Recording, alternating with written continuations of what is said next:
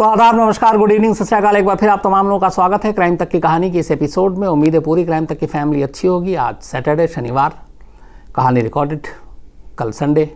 दुआ कीजिएगा सब कुछ कूल रहे तो अच्छे से छुट्टी बन जाए और कुछ ऐसा हो नहीं, क्योंकि लगातार पिछले 2-3 संडे से बहुत सारे उथल पुथल थी। सुशांत सिंह राजपूत से लेकर विकास दुबे तक, तो बहुत सारी चीज़ें हो रही थी। आज थोड़ा लेकिन कूल है, तो उम्मीद ये है कि कल भी ऐसे ही रहे। आज की कहानी आप में से बहुत सारे लोगों ने पिछले 3 दिनों में सबसे ज़्यादा जो मेल किया है उसी के ऊपर है। जगन्नाथपुरी, जगन्नाथ मंदिर और इससे जुड़े हुए ख़ास तौर पर रहस्य, क्योंकि इस मंदिर के इतिहास और बाकी चीज़ों से आप सभी वाकिफ़ होंगे, जानते होंगे, सुनी होगी, लेकिन इसको लेके बहुत सारे रहस्य हैं और उन रहस्यों का जवाब मिला नहीं कभी। तो इसको लेके भी लोगों के अंदर बड़ी एक जिज्ञासा रहती है। लेकिन ये कहानी शुरू करूं उससे पहले अपडेट एक। आखिरकार करीब 1 महीने और 4-5 दिन के बाद मुंबई पुलिस ने यशराज फिल्म्स के मालिक आदित्य चोपड़ा से पूछताछ की। आज पूछताछ हुई, करीब 4 घंटे तक पूछताछ हुई। इससे पहले हालांकि उसी पुलिस स्टेशन के जो मामले की जांच कर रहे हैं डीसीपी, उन्होंने कहा था कि ज़रूरी नहीं है कि आदित्य चोपड़ा या सलमान खान से पूछताछ हो। हम सोशल मीडिया के हिसाब से इंक्वायरी नहीं करते, ना इन्वेस्टिगेशन करते हैं। ज़रूरत पड़ेगी तो करेंगे। लेकिन फिर आज अचानक बुलाया गया आदित्य चोपड़ा को और 4 घंटे तक बातचीत हुई। ख़ास तौर पर उनके जो कॉन्ट्रैक्ट थे सुशांत सिंह राजपूत को लेकर, उन कॉन्ट्रैक्ट को लेकर, और उससे भी ज़्यादा इम्पॉर्टेंट जिस फिल्म को लेकर उंगलियाँ उठ रही हैं पानी, कि पानी क्यों नहीं बनी, और उसकी वजह से भी सुशांत सिंह राजपूत को काफ़ी ठेस पहुंची थी, क्योंकि शेखर कपूर जैसे डायरेक्टर के साथ काम करने का मौका मिल रहा था। प्रोडक्शन यशराज फिल्म्स का था और ये फिल्म काफ़ी पहले बननी थी, लेकिन सालों लटकी रही। तो ऐसा क्या हुआ, क्या वजह थी?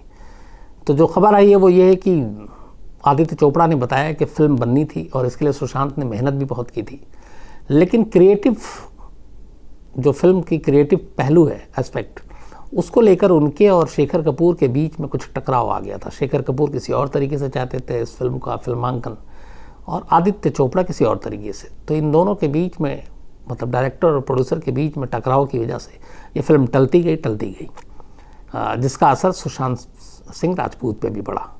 इसके अलावा रिया चक्रवर्ती के बारे में भी बताया पूछताछ में, क्योंकि वो भी यशराज फिल्म के कॉन्ट्रैक्ट में थी। और जो ख़ास बात है वो ये बताया कि रिया चक्रवर्ती अक्सर सुशांत सिंह राजपूत के डेबिट और क्रेडिट कार्ड का इस्तेमाल किया करती थी, और यहाँ तक कि वो उनको यूरोप भी ले गए थे अपने ख़र्चे पे सुशांत सिंह राजपूत, किसी ऐड फिल्म के शूट की वजह से शायद, लेकिन अपने ख़र्चे पे ले गए थे और बाकी उनका कार्ड सब यूज़ किया करती थी। तो ये एक नया खुलासा भी हुआ है। तो पुलिस ने पूछताछ की है। अब 2 और नाम जो सोशल मीडिया में बहुत छाए हुए हैं कि इनसे भी पूछताछ होनी चाहिए, कब होगी, एक सलमान खान और एक करण जौहर। तो अब देखिए कब पूछताछ होती है। लेकिन आज जो इम्पोर्टेंट कहें, जो इस केस में सबसे ज़्यादा जो नाम आ रहे थे उनमें सबसे बड़ा नाम आदित्य चोपड़ा का था, क्योंकि सीधे सीधे यशराज फिल्म से जुड़ा हुआ मामला था और यशराज फिल्म की वजह से सुशांत सिंह को कई फिल्में छोड़नी पड़ी। तो ये पूछताछ काफ़ी अहम थी। अब देखते हैं कि इसमें मुंबई पुलिस इस पूछताछ से कितना संतुष्ट है और इसमें क्या चीज़ें निकालती है। तो ये तो बात हो गई सुशांत सिंह राजपूत के केस की। अब आते हैं आज की कहानी पर। तो आज की कहानी भगवान जगन्नाथपुरी, पुरी से ही नाम शहर का है और हिंदू धर्म के हिसाब से जो 4 धाम हैं उनमें से एक धाम है जगन्नाथपुरी। जो मान्यता है वो ये है कि भगवान विष्णु जब चारों धाम पर बसे और उसके बाद वो अपनी जब इन धामों की यात्रा किया करते हैं, तो सबसे पहले हिमालय की ऊंची चोटियों पर बने अपने धाम बद्रीनाथ जाते हैं और बद्रीनाथ में स्नान करते हैं। इसके बाद वो पश्चिम में गुजरात के द्वारिका में जाते हैं और वहाँ कपड़े बदलते हैं, वस्त्र बदलते हैं। इसके बाद वो पुरी में, जिसकी आज कहानी सुनाना जा रहा हूँ, तो यहाँ पे वो भोजन करते हैं और दक्षिण में रामेश्वरम में वो विश्राम करते हैं। ये मान्यता है। और पुरी का जो जगन्नाथ धाम है ये 4 धाम में से एक है। यहाँ पे भगवान जगन्नाथ के बड़े भाई बलराम, बलभद्र और बहन जो हैं सुभद्रा, इन तीनों की यहाँ पे एक तरह से काठ की मूर्तियाँ हैं और यहाँ पे तीनों विराजमान हैं। पुरी का अपने आप में एक इतिहास है। जो प्राचीन हिंदुओं की 7 नगरियाँ मानी जाती हैं पवित्र, उनमें से एक पुरी का नाम आता है और ये उड़ीसा में ही है। और उड़ीसा की जो राजधानी है भुवनेश्वर इससे ज़्यादा दूर नहीं है, नज़दीक है। और मुझे 2 बार जाने का मौका मिला है पुरी। समंदर के किनारे बसा हुआ है, बहुत ही खूबसूरत। तो पुराने ज़माने में उड़ीसा का जो नाम हुआ करता था वो अभी ओडिशा है, पहले उत्कल प्रदेश हुआ करता था। और उस ज़माने में उत्कल प्रदेश में इसकी ख़ास उस वक्त भी अहमियत थी बिज़नेस के हिसाब से, क्योंकि यहाँ पे जो बंदरगाह था, समुद्री बंदरगाह पुरी पे समंदर के किनारे है, तो यहाँ से बाकायदा सुमात्रा, इंडोनेशिया, थाईलैंड और बाकी देशों में इस बंदरगाह के रास्ते व्यापार हुआ करता था। तो एक बिज़नेस पॉइंट ऑफ व्यू से भी ये इलाका अपने ज़माने में काफ़ी अहमियत रखता था। इसके अलावा इस अलग अलग नाम और भी रहे हैं। कभी इसे श्री क्षेत्र कहा गया, कभी श्री पुरुषोत्तम क्षेत्र कहा गया, कभी शाक क्षेत्र, कभी नीलांचल, नीलगिरी और फिर जगन्नाथपुरी। जगन्नाथपुरी की रथ यात्रा जो हर साल निकलती है इसी जुलाई और अगस्त में शायद, तो वो हम सब जानते हैं, टीवी पे भी आता है, लाइव भी आता है और इसमें लाखों भक्त होते हैं। तो ये अपने आप में एक सालाना एक उत्सव जैसा होता है और देश ही नहीं दुनिया से लोग आते हैं सिर्फ उस रथ यात्रा को खींचने के लिए। भक्तों में होड़ लगी होती है। बल्कि मुझे याद है एक किसी, और इसमें कोई ऐसा नहीं कि इसको खींचने के लिए कोई ज़्यादा भेदभाव हो, लेकिन कुछ साल पहले एक मुस्लिम शख्स सुप्रीम कोर्ट पहुंच गया था और उसने कहा था कि मुझे भी इस रथ यात्रा को खींचने की इजाज़त दी जाए, क्योंकि कहते हैं कि अगर इस रथ यात्रा को खींचने से जो भी खींचते हैं उसके सारे पाप जो है वो धुल जाते हैं। इस मंदिर की ख़ास बात यह है कि यहाँ पे कोई जो मूर्तियाँ रखी हैं वो काठ की मूर्ति है और ये श्री कृष्ण की ही मूर्ति है। तो वहाँ पे बाकी जैसे हम मंदिर देखते हैं उन मंदिरों में अलग अलग तरह की मूर्तियाँ होती हैं, लेकिन यहाँ लकड़ी की मूर्तियाँ हैं।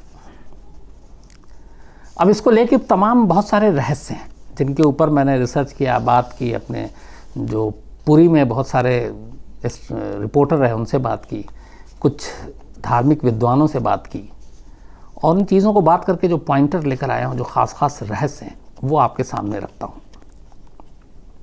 एक मान्यता ये है कि जब भगवान कृष्ण ने अपना देह त्याग किया तो उनका अंतिम संस्कार किया गया, तो उनका बाकी शरीर तो 5 तत्व में मिल गया, लेकिन उनका हृदय जो है, दिल, वो बिल्कुल सामान्य और जिंदा रहा और एक जिंदा आदमी की तरह ही धड़क रहा था और वो बिल्कुल सुरक्षित महफूज था। और कहते हैं कि उनका हृदय आज भी सुरक्षित है। ये एक मान्यता है। जो भगवान जगन्नाथ की ये जो काठ की मूर्ति है, जो लकड़ी की मूर्ति है, उसके अंदर है और उसी तरीके से ये धड़कता है। ये आस्था है, लोगों की मान्यता, इससे जुड़ी हुई भगवान जगन्नाथ पुरी के मंदिर से एक ये। लेकिन अब सवाल इसमें ये आता है कि ऐसी चीज़ है तो इसके बारे में ज़्यादा जानकारी लोगों के पास क्यों नहीं है। वो आगे मैंने भी ये सवाल पूछा, उसके जवाब मिले। श्री कृष्ण को हमेशा कलयुग का भगवान भी कहते हैं क्योंकि तभी वो आए। हर 12 साल में जो अब सवाल का जवाब है वो ये है कि जगन्नाथपुरी के इस मंदिर में ये जो मूर्तियां हैं तीनों, जगन्नाथ की, स्वामी की, उनकी बहन सुभद्रा और भाई बलराम की, इन मूर्तियों को बदला जाता है। 12 साल के बाद पुरानी मूर्तियों को हटाकर नई मूर्तियां स्थापित की जाती हैं। लेकिन कायदे से जब ये चीज़ें होती हैं, हर 12 साल में ही होता है, तो 2-3 चीज़ें बड़ी आम हैं वहाँ पर। एक, जब भी ये मूर्तियाँ पुरानी से नई बदली जाती हैं, पूरे शहर को ब्लैकआउट कर दिया जाता है, पूरी को, यानी कि बिजली की लाइनें काट दी जाती हैं और जगन्नाथपुरी के इस मंदिर की जगह पर पूरी तरह से अंधेरा होता है। कुछ दिखाई नहीं देता। कहते हैं कि जब अंधेरा पूरी तरह से हो जाता है, उसके बाद जब ये मूर्तियां बदलने की कवायद शुरू होती है हर 12 साल में, तो इस अंधेरे से पहले इस मंदिर के आसपास की सुरक्षा व्यवस्था सीआरपीएफ के हवाले कर दी जाती है, सेंट्रल रिजर्व पुलिस फोर्स, और वो इस पूरे मंदिर को अपने कब्जे में ले लेते हैं। किसी का भी प्रवेश, किसी का आना जाना पूरी तरह से रोक होता है जब ये मूर्तियां बदली जाती हैं, पुरानी से नई की जाती हैं। अंधेरा होने के बाद, सीआरपीएफ की सुरक्षा के बाद, कोई अब मंदिर में जा नहीं सकता सिवाय उस पुजारी के जिसे इस पुरानी मूर्ति को नई मूर्ति में बदलना है। लेकिन उस पुजारी को भी यूं ही मंदिर के अंदर नहीं जाने दिया जाता। एक तो पूरी तरह से अंधेरा, घुप अंधेरा, उसके अलावा उसके हाथों पे दस्ताने पहनाए जाते हैं। फिर वो मंदिर में दाखिल होता है। अंधेरा होने के बावजूद उस पुजारी की आंखों पे पट्टी भी बांधी जाती है ताकि उसे कोई दिखाई न दे। हाथों में दस्ताने हैं, आंखों पे पट्टी है, पूरी तरीके से अंधेरा है, सीआरपीएफ का पहरा है। इसके बाद वो मूर्तियां बदल दी जाती हैं। लेकिन जो पुरानी मूर्ति से नई मूर्ति बदली जाती है, उसमें एक चीज, मतलब जब से ये मंदिर है और जब से ये परंपरा चली आ रही सदियों से, वो वैसी की वैसी रहती है, और वो है एक ब्रह्म पदार्थ जो मूर्ति के अंदर ही है, भगवान जगन्नाथ के। उस ब्रह्म पदार्थ को निकालकर जो नई मूर्ति है उसके अंदर डाला जाता है पुरानी मूर्ति से। तो ब्रह्म पदार्थ को पुरानी मूर्ति से निकालकर नई मूर्ति में डालने की यह परंपरा सैकड़ों सालों से, जब से है, ये चला रहा।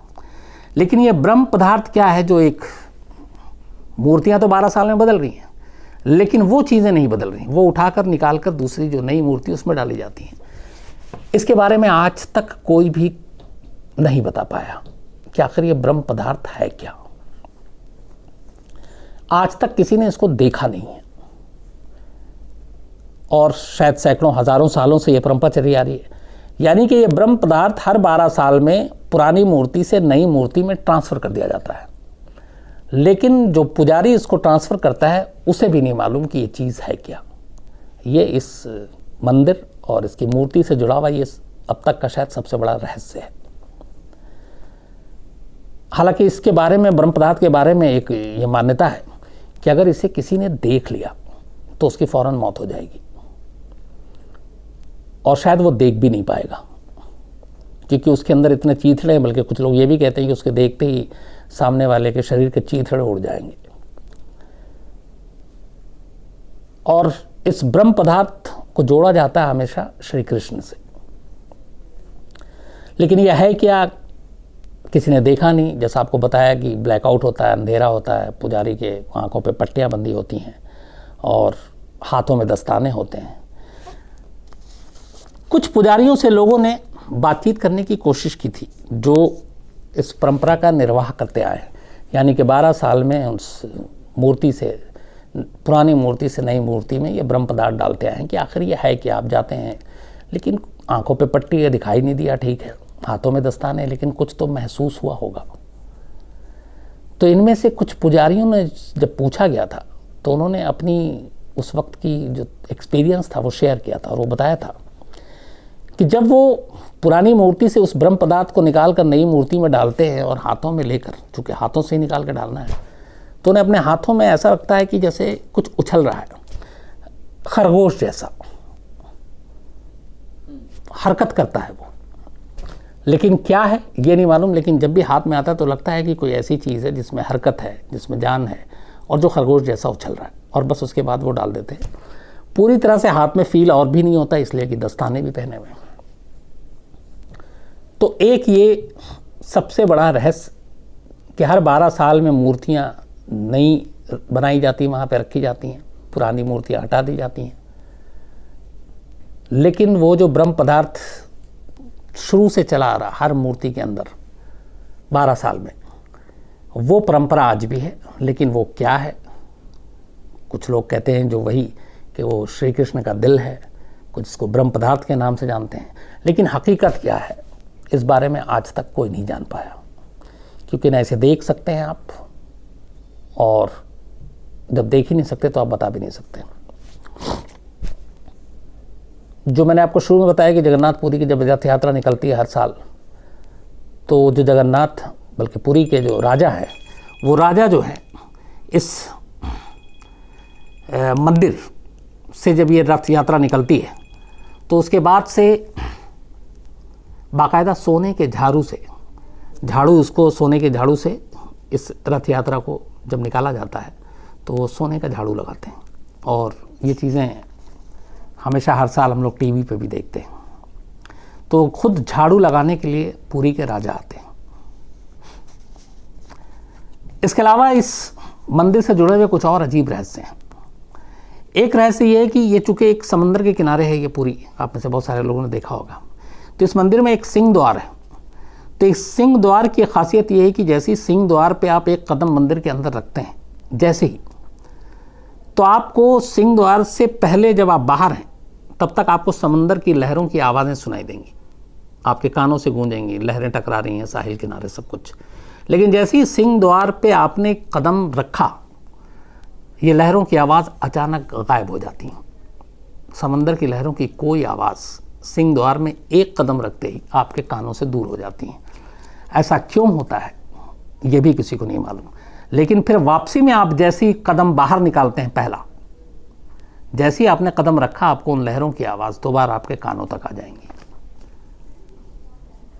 उससे कुछ दूरी पर वहाँ पे चिताएं भी जलती हैं। और एक ये भी मान्यता है, ये कहते हैं कि दरवाजे के बाहर तक आपको चिताओं की गंध आती है नाक में, लेकिन जैसे ही आपने कदम एक अंदर रखा, आपको कोई गंध नहीं आएगी। ये भी एक रहस्य है जिसके बारे में नहीं मालूम ऐसा क्यों है। एक और अजीब चीज़ है, वैसे मैंने ये खुद देखा, जितने भी देश में मंदिर हो, मस्जिद हो, दरगाह हो, वहाँ पे पक्षियाँ, चिड़िया, परिंदे हमेशा उड़ते रहते हैं, बल्कि बैठते भी हैं। जगन्नाथपुरी के इस मंदिर के ऊपर से कभी कोई पक्षी नहीं उड़ा, न इसके किसी भी गुंबद पर बैठा हुआ नज़र आया। इस पूरे मंदिर का जो जितना एरिया है, उस एरिया के ऊपर से आज तक कभी किसी ने उसको बैठते हुए नहीं देखा, किसी पक्षी को, परिंदे को नहीं देखा। ऐसा क्यों है, ये आज भी एक रहस्य है।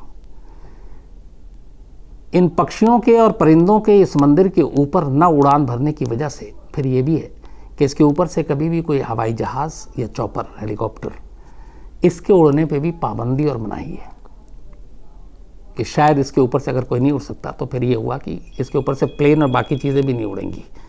तो एक ये भी इसके साथ जुड़ी चीज़ है। लेकिन ये पक्षी परिंदे क्यों नहीं उड़ते हैं, ये आज तक एक रहस्य है। एक और अजीब चीज़ है इस मंदिर को लेकर, वो ये है कि ये काफ़ी बड़े एरिया में ये मंदिर बना हुआ है। और इस मंदिर के ऊपर जो शिखर है, जो मुख्य शिखर है, आप सबने देखा होगा, तस्वीरों में भी देखा होगा, दिन में चाहे किधर से भी धूप आए, कितनी भी तेज़ धूप हो, कभी भी इस शिखर की परछाई ज़मीन पर नहीं बनी। मतलब इस मंदिर का अक्स या परछाई कभी बनती ही नहीं है।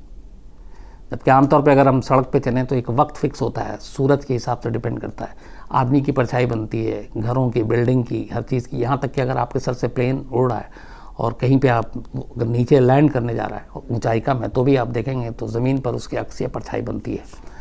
लेकिन इस मंदिर की परछाई कभी नहीं बनी। हालांकि ये एक बहुत बड़ा मंदिर है और 4 लाख वर्ग फुट में एरिया में ये फैला हुआ है, 4 लाख वर्ग फुट एरिया में फैला हुआ है। इसकी ऊंचाई लगभग 214 फीट है, 214 फुट, 214। लेकिन आप मंदिर के पास खड़े होकर आप देखेंगे तो इसका इवन गुंबद भी देख पाना थोड़ा मुश्किल है। लेकिन किसी भी वक्त धूप की परछाई, इस गुंबद की परछाई, मंदिर की परछाई आपको कहीं दिखाई नहीं देगी। ऐसा क्यों है, ये भी एक रहस्य है। एक और भी चीज़ है कि इस मंदिर के ऊपर एक झंडा लगा हुआ, बहुत बड़ा है, और इस झंडे को रोज़ बदलने का नियम है शाम को। और मान्यता है कि अगर इस झंडे को अगर नहीं बदला गया किसी भी दिन, तो शायद ये मंदिर फिर अगले 18 सालों के लिए बंद हो जाएगा। तो इसीलिए इस झंडे को बदलना बहुत ज़रूरी है और हर रोज़ इसको बदला जाता है। भगवान जगन्नाथ मंदिर के शिखर पर एक सुदर्शन चक्र बना हुआ है और कहते हैं कि इस सुदर्शन चक्र को आप जिधर से जाकर देखेंगे ऐसा लगेगा कि उसका मुंह आपकी तरफ। और सिर्फ इसी मंदिर नहीं, पुरी में जितने भी बाकी मंदिर हैं उन सब में इन सब चीज़ों को जब भी बाकी मंदिर को देखा जाता है और वहाँ सुदर्शन चक्र जो लगे हुए हैं तो उससे जहाँ पे भी आप जाके खड़े होकर देखेंगे तो ऐसा लगेगा कि उसका मुंह आपकी तरफ है। और ऐसा क्यों है? क्योंकि बहुत सारे और दूसरे अगर शहरों की हम बात करें तो कई लोगों ने इसको ट्राई करने की कोशिश की लेकिन ऐसा हुआ नहीं। ये सिर्फ पुरी में ऐसा है। अब ये भी एक रहस्य, ऐसा क्यों है? एक सबसे अजीब चीज़ और है इस मंदिर को लेकर और इसके रहस्य को लेकर। कहते हैं कि इस मंदिर में दुनिया के सबसे बड़े रसोई घर में से एक रसोई घर है जिसमें 500 रसोइये काम करते हैं और 300 उनके सहयोगी होते हैं, असिस्टेंट। और कई बार तो यहाँ ऐसा हो सकता है कि आप लाखों लोगों को जो रसोई में है खाना बना के खिला सकते हैं, प्रसाद दे सकते हैं। इस मंदिर की रसोई से जुड़ा हुआ एक अजीब रहस्य है। वो रहस्य ये है कि चाहे भक्त यहाँ कितने भी आ जाए कभी प्रसाद कम नहीं हुआ। कई बार ऐसा होता है कि लाखों में आप पहुंच गए खास ओकेजन पे, लेकिन यहाँ पे प्रसाद कभी कम नहीं हुआ। लेकिन जैसे ही मंदिर का गेट बंद होने का वक्त आता है प्रसाद अपने आप खत्म हो जाता है। मतलब कभी भक्तों के लिए प्रसाद कम नहीं हुआ, लेकिन जैसे ही गेट बंद होने का वक्त आया प्रसाद अपने आप खत्म हो जाता है। और प्रसाद यहाँ कभी भी व्यर्थ नहीं गया, बर्बाद नहीं गया। यह ऐसा क्यों है ये भी नहीं मालूम। इसी प्रसाद और मंदिर से जुड़ी हुई एक दूसरी चीज़ और है, वो ये है कि यहाँ जो प्रसाद बनता है वो लकड़ी के चूल्हे पे बनता है और 7 बर्तनों में बनता है जगन्नाथपुरी के इस मंदिर में। तो लकड़ी के चूल्हे पे एक एक करके 7 बर्तन एक साथ रखे जाते हैं जो बड़े बड़े बर्तन हैं जिसमें प्रसाद बनता है। लेकिन हैरत अंगेज तौर पर सबसे पहला जो प्रसाद पककर या बनकर तैयार होता है वो सबसे जो ऊपर बर्तन रखा हुआ होता है वो रेडी होता है। मतलब चूल्हा नीचे है, पहला बर्तन, उसके बाद दूसरा, तीसरा, चौथा, 7वां, लेकिन पहला प्रसाद तैयार होता है जो सबसे ऊपर बर्तन रखा हुआ 7वां, उसके बाद छठा, फिर 5वां, फिर चौथा, फिर तीसरा, फिर दूसरा, उल्टा। तो ये ऐसा क्यों है ये भी नहीं मालूम कि इसके पीछे की कहानी क्या है।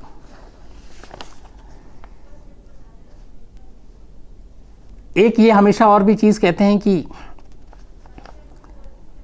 इस मंदिर के साथ जुड़ी हुई है कि यहाँ पे हवा के उल्टी सिमत में, उल्टी तरफ जो झंडा लगा हुआ बहुत बड़ा मंदिर के ऊपर, तो हवा के अगेंस्ट में वो झंडा उड़ता है। कायदे से जिस तरीके हवा की थपेड़े ले जाए उधर जाकर उसको उड़ना चाहिए, लेकिन यहाँ पे उल्टा है। और ये नहीं मालूम कि ऐसा क्यों होता है कि ये उसके उलट जाकर उड़ता है। तो ये वो सारी चीज़ें हैं जिसने इस मंदिर के कई रहस्यों को ऐसा रहस्य बना रखा है जिसके बारे में आज भी कोई पक्के तौर पर नहीं बताया कि इन सब चीज़ों के पीछे है क्या और क्यों है।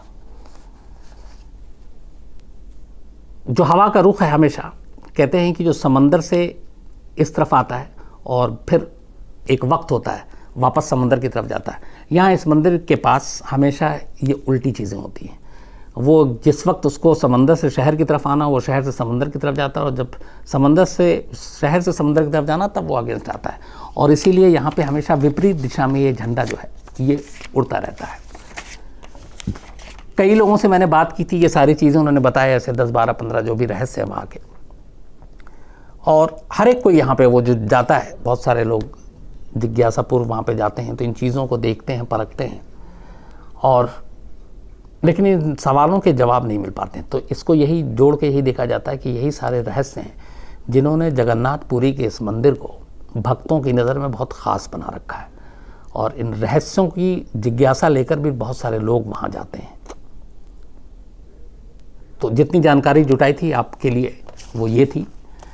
और एक चीज़ और है, कल संडे है तो कल हमारी जो हैरत अंगेज़ है उसमें है डार्क वेब। बहुत सारे ऐसे वेबसाइट और ये वेब आप सब देख रहे हैं, वेब सीरीज़ भी है, एक डार्क वेब भी है। इत्तेफाक से जैसे जैसे हम टेक्नोलॉजी में आगे बढ़ रहे हैं कई चीज़ें बदलती जा रही हैं। तो वेब की दुनिया में जुर्म की दुनिया कैसे घुस चुकी है, कैसे घुस रही है, और वेब की दुनिया में किस तरीके के क्राइम नए नए पनप रहे हैं, उसी से जुड़ी हुई ये कहानी है डार्क वेब। देखिएगा, इसलिए कि देखिएगा तो आप बचिएगा, संभलिएगा, जानकारी नहीं मिलेगी। तो कल सुबह 9 बजे डार्क वेब हैरत अंगेज़ में ज़रूर देखिएगा। आपसे मुलाकात होगी अब मंडे को नई कहानी के साथ। तब तक अपना ख्याल रखिए। Thank you very much.